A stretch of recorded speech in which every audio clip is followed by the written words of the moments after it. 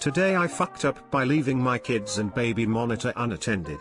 Yeah, I have to work from home during this mess. I work from the dining room while my kids, 6 and 4, play. I can see/hear them most of the day. Apparently while I was engrossed in work today, they took the wireless baby monitor and put in our bedroom because they wanted to watch the cat sleeping. By some grace of God, the cat decided to sleep under the bed and not on it. Fast forward. I walk in the bedroom to blow dry my hair and my so was getting ready to take a shower. One thing lead to another, we make sure the door is locked, make sure to keep the noise relatively down. After all, the kids were occupied at the dining room table, but as it turns out, they were occupied at the table with the receiver from the baby monitor. As he jumped in the shower, I heard the door handle to bedroom jiggle. I said I was getting changed. My 6-year-old said, "We can hear you." "Why are you saying so's name?" We could hear it a lot. We were doing yoga. It hurts when he stretches me really far and I sometimes a grunt. 6-year-old, "Can we do yoga with you?" Commence me, sitting with my 2 kids, making moaning noises while I do downward dog to make it seem normal. They are going to be so screwed when they go to their first yoga class and they sound straight out of an amateur porn tape. Woman face palming. Too long didn't read. My kids put the baby monitor in our bedroom. We had no idea. We had a quickie and they heard the entire thing. I had to retcon by doing yoga while moaning. Clarification, it was a video monitor. It was placed under the bed so nothing was seen. My son has nocturnal seizures, hence why a video monitor is needed at that age. Clarification 2, I used to be a sex educator. My children are 4 and 6. There is certainly such thing as sex positivity, but age appropriate. They know male and female anatomy, they do not need to know the intercourse for pleasure that comes with such anatomy at that age. The emotional capacity of most 4 or 6-year-olds could not process the information being given in a productive way. Developmentally, it will be about 2 years before I talk my 6-year-old about sexual mechanics unless he has a specific question before then. I'm banking on it not being burned in their memory since they're so young, and to them, it wasn't life-altering. So yes, I lied, kind of. I definitely got into some yoga positions. Edit, till that a baby monitor is also a Komodo dragon. That would have been a much different F-up. Edit 2, since so many are asking how I personally approach sex/sexuality with young kids. Always answer questions very factually. They've noticed girls don't have penises, so that's where we started. Boys have penises and testicles, girls have vulvas/vaginas. They know girls have eggs and boys have sperm. We never discourage touching themselves. We just redirect to do it in private and to wash hands. But 4 and 6 are very young to begin talking about sex for pleasure. Their brains are only capable of processing so much. If my 6-year-old were to ask how the sperm met the egg, I may tell him, but I'd leave it at that and leave out the sex for fun details. It's not anti-sex positivity, it's giving information at a time that's developmentally appropriate. It's also a great time to start, although it should be started as early as possibly, to talk about consent. I breastfed my youngest for 18 months and he got in the habit of using my breasts for comfort. Every once in a while when I'm snuggling with him before bed, he'll put his hand down my shirt, take it out and say, "I don't like when you do that. Please don't touch my boobies," only anatomical nickname we use. They are for milk for babies and toddlers, and you're a big boy now. But even non-sexual consent, like your brother asked you not to hug him right now. Please respect that will help reinforce sticking to boundaries and that it's always a non-negotiable. You know, when school starts again, the 6-year will definitely be sharing what he learned, with the entire class. I know. Let me show and tell my yoga.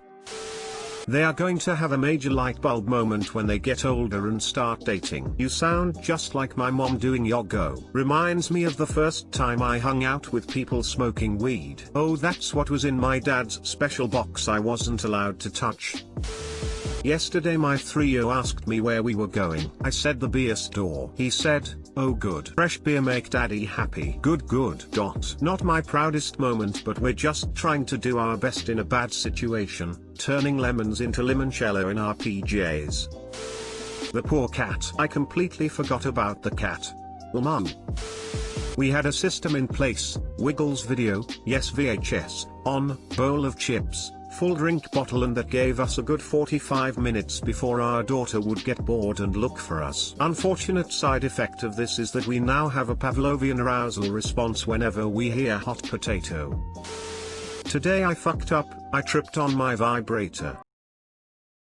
My husband is at work until late and my son comes home after 5 p.m. usually. Around 2 p.m., I was masturbating when I heard the front door open. My son had arrived much earlier than expected, making me jump out of bed. My vibrator went flying. When it landed on the ground there was huge cracking sound, and my son called loudly from downstairs asking if I was alright. I could hear him running toward my room, and that caused me to panic and run toward the door to hold it so that he wouldn't be able to open it and see me naked. But just before I got to the door, my foot stepped on the lubricated vibrator and I slipped and fell hard, making an even bigger thumping sound. My son knocked repeatedly on the door, and yelled, "Mom, are you okay?" I was so embarrassed. I told him I was taking a shower and slipped on soap. I told him I will be alright, and lucky for me he went away. I felt so stupid. Too long didn't read. So like, what if he's on Reddit and just read this? Your vibrator made such a loud noise when you dropped it upstairs that it alarmed your son on the ground floor.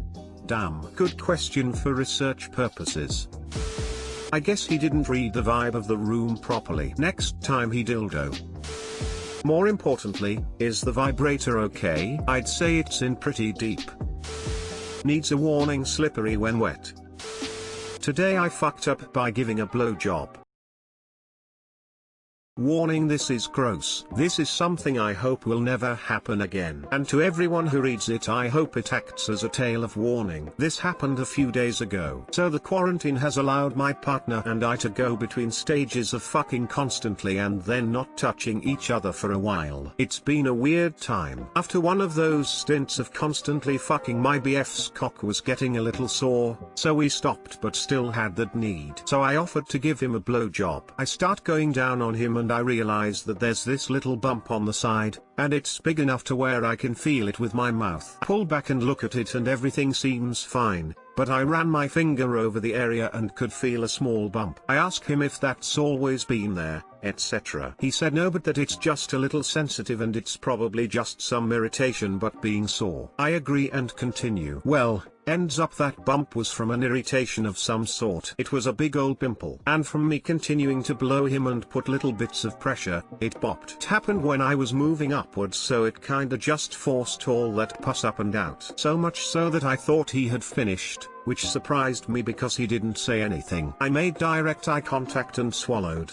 saying something along the lines of "normally you tell me." Guess that surprised you, and he was like, "What?" Took me a good moment or two to figure out what the hell had happened. I felt like when I looked down I did it in slow motion. When I realized what I had really swallowed, I honestly thought I was going to vomit. Surprised I didn't. Drank a ton of water and I've been just recovering ever since. Too long didn't read. Pimple popped on BF's dick during a blowjob and I swallowed pus sexily because I thought it was cum. Edit: you're all amazing. You're making me laugh through an awful situation. I'll clear some things up. 1. We had been at the end of a lot of fucking. He had nothing left in him. The pus itself was a similar consistency, or at least a different consistency than my spit, and it tasted fucking awful. 2. It was more toward the head, so I don't think it's a hair follicle, but maybe?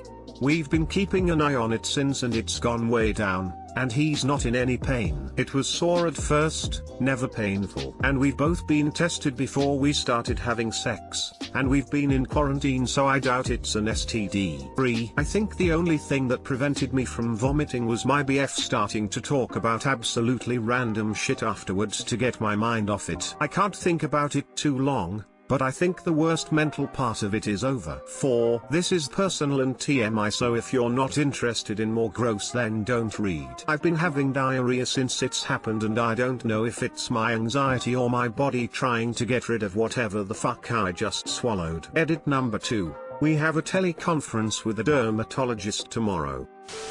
As the owner and operator of a penis, I find it very hard to believe he didn't know he had a giant pimple on his dick.